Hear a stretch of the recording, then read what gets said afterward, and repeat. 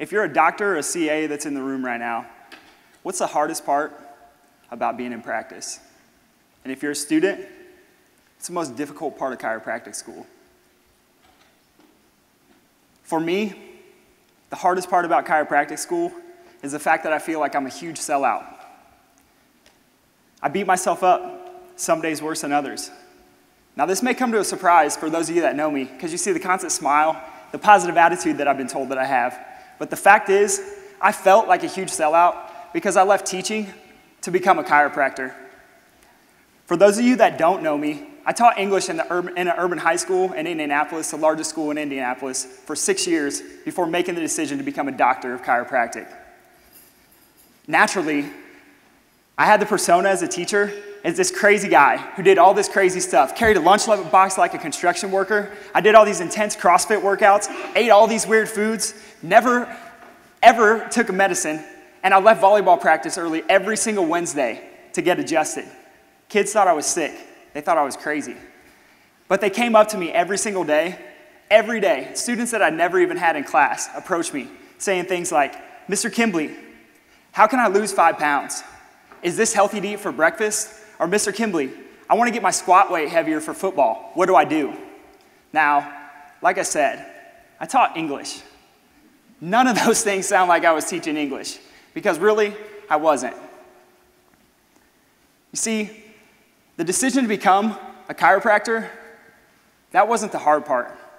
The hard part was the fact that I had to tell my friends, my colleagues, my students, volleyball players, and the administrators in the building that I was leaving a profession that I was the best at. Because honestly, think back to your high school days. Do you have a lot of great teachers that you remember? Maybe even in college as well. I know I don't. And I wasn't just a mediocre teacher. I was the best.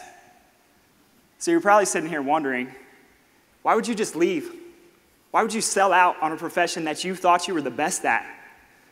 Well, I love teaching. It's my passion, it's true. But we all know that doctor, from a Latin doctorus, means teacher, exactly. So, we know that the chiropractic adjustment is incredibly important. I'm not denying that. It's one of the most important things that we do. But also important, if we want to spread the message of chiropractic to the world and change the lives of every single person that we come into contact with, you must be a flawless communicator and educator as well. So coming from a teacher who thought he was the best, let me give you 3 tips on how you can become the best doctor that you can be. Number 1, every single person that you come into contact with, show them that you care about them wholeheartedly, even if it's tough love. When I was teaching, I had a student named Maddie, and she was the type of student, she had never had anything less than an A since she was in elementary school. So naturally, she comes into my class a few weeks in. It's a 10th grade honors English class, and she has a C. She's crying. She wants to drop the class. She thinks I'm the worst teacher in the world.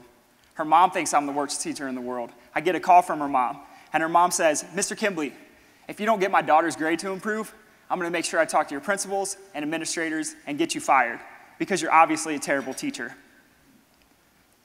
So after that phone conversation with Maddie's mom, I took her out in the hall, and this is all I said to her. I said, "Maddie, why do you think that you have a C in my class right now?"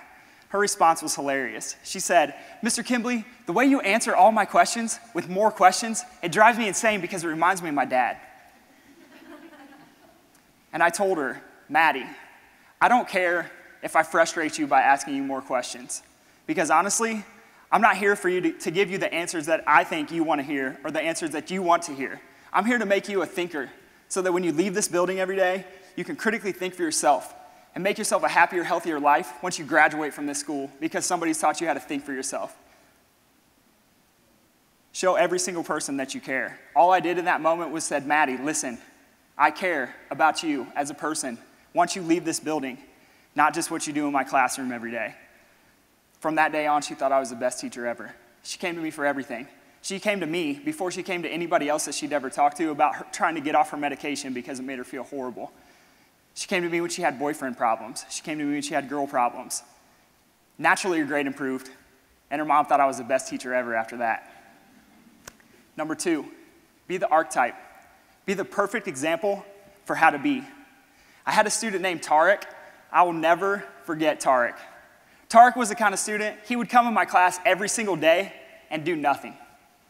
Nothing. He would get out his sketchbook, he would sketch graffiti that I soon learned he was doing on public property after school on the evenings, and basically ignored any piece of paper I put in front of him, any intervention I tried. So I talked to some of his other teachers, and I asked them, hey, what are you guys doing for Tarek? Does he do things in your classroom? Nothing worked. They wrote him detentions, yelled at him, kicked him out of class, whatever they could, all to zero success. So I decided to do something different with Tarek. Never wrote him a detention, never kicked him out of my class. I gave him some poster boards, and I said, listen, I want you to take these posters home, I want you to put your graffiti on them, and there's 2 stipulations. They have to be in color, and I gotta be able to hang them in my classroom. Tarek brought every single poster back the next day. He was so thrilled that I took an interest in his art. He was completely ecstatic. And these projects like this escalated to the point that I took ceiling tiles, many ceiling tiles, out of the ceiling in my classroom and had him do his work on those as well. And I didn't realize what I was doing at the time, but all I was doing for Tarek was showing him how to be. I was showing him how to be constructive with his work instead of destructive. I was showing him that I cared about him, and I was showing him that there was a different way other than the way that his teachers had always treated him before. Number 3, and most importantly, be a lifelong learner. I can't stress this one enough.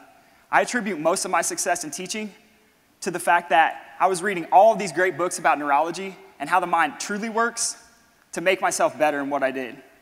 Books like The Power of Habit by Charles Duhigg, Jonah Lehrer's How We Decide, Sheena Iyengar's The Art of Choosing, books you all have probably read, and the list could go on and on.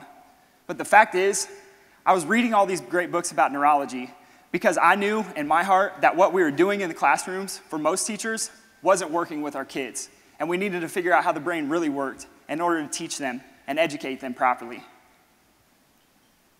So you want to be a great doctor, which is what we're all here for, right? 3 things. 1, show every single person that you encounter that you care about them wholeheartedly, that you love them, and be explicit about that love and care. Number 2, be the archetype. Be the perfect example for how to be. Dr. B.J. Harmon always tells us, I know I saw you back there somewhere, the view is always the same unless you are the leader of the pack. And number 3, make yourself a lifelong learner. Never stop making yourself better in whatever it is that you do. Make yourself better Monday through Sunday. Make it such a habit that you don't even realize that you're making yourself better. So I guess if I step back and I think about it, after all, maybe I'm not such a sellout. I am a great chiropractor. Thank you.